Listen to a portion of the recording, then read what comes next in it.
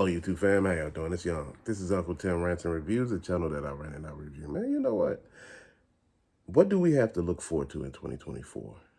Shit. Hopefully, health, gainful employment, and peace of mind, man. But if we're gonna do this from a toy standpoint, back in 2023, which we in right now, during the summer, Ollie's was the GOAT.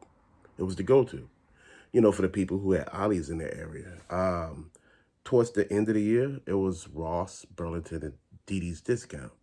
Those three stores held it down towards the end, but Ross shined brighter than all of them, man. And, that's one of the things, man. They understood the market and they made some money. I don't know how much of money they made because, when you liquidate stuff, man, it's not the same price point. And you don't know if they're making money. And I know y'all saying, hey, Unc, if they could afford to sell this stuff at this price, then these other stores could sell stuff at this price. It's not true. You got to understand, when you liquidate stuff, you're getting it for a different price point.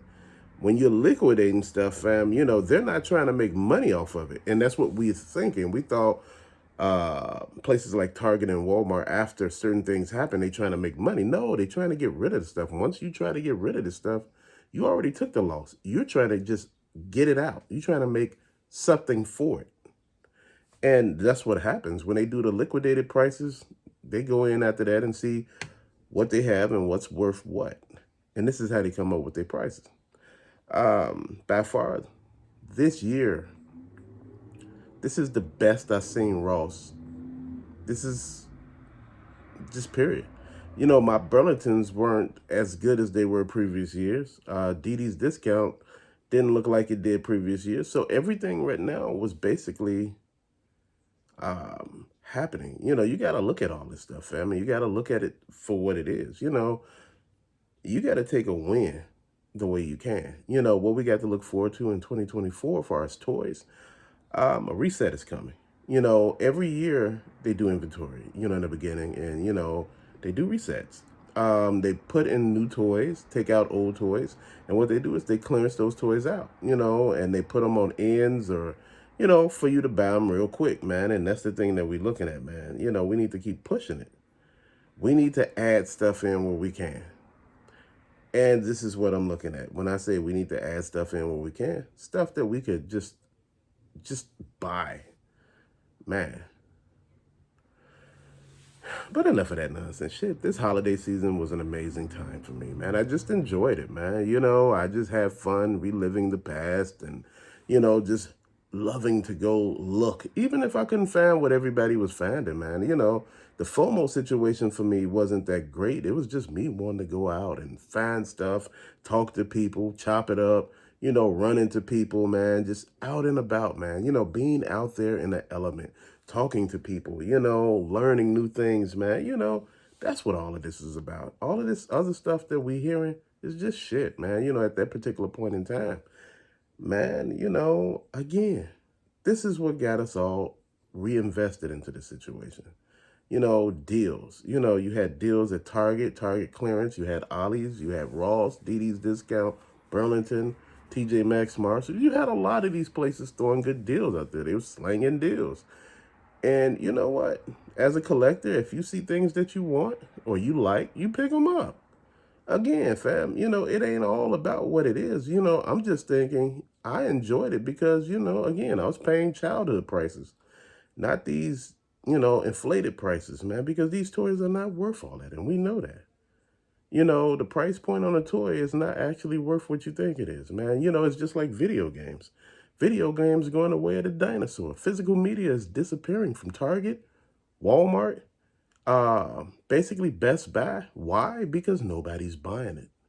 This new generation want digital. They don't want things to take up space. They rather have it on their laptops, hard drives, video game consoles, and every damn thing else. Man, you know what?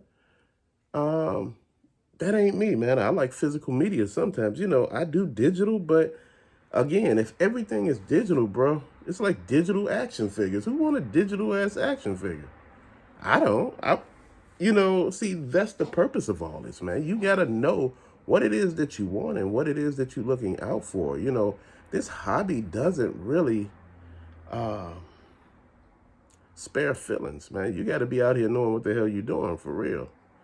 And it's just my thought process, man. You go in and do what you got to do, and you move from there. Keep it moving.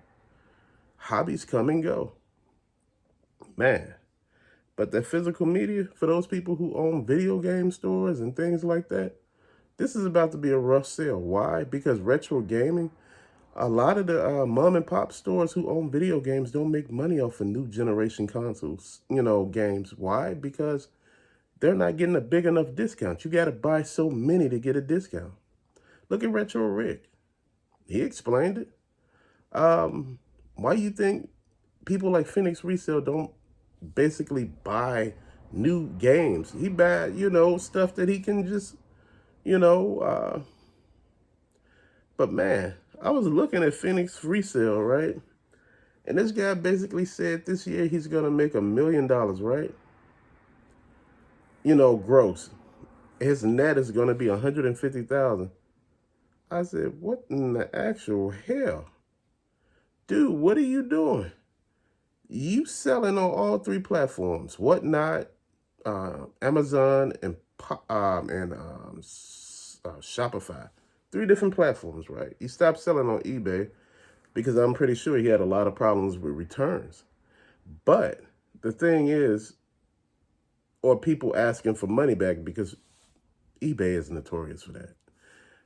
The thing that I'm looking at, man, is when you tell me you done made $1 million gross and you only taking on 150, that means your price point, what you buying stuff for is too high. And the price that you reselling it for is not on a big enough scale, man. And I'm like, damn, dude, people done told you this 3 years in a row that you need to get your shit for cheaper to sell it a little higher to actually make a profit. That's the thing that I don't understand. People don't listen.